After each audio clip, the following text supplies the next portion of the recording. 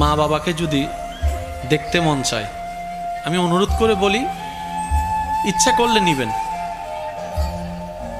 আপনারা যত ভাই বোন আছেন সবাই এক জায়গায় বসবেন। 5 মিনিটের জন্য হলো সব ভাই বোন এক জায়গায় বসবেন।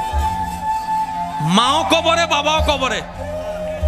আপনারা যখন সব ভাই বোন এক জায়গায় বসবেন, আপনি একটু ঠান্ডা মাথায় খেয়াল করলে দেখবেন কারো চোখে মায়ের চোখ বেশি উঠছে,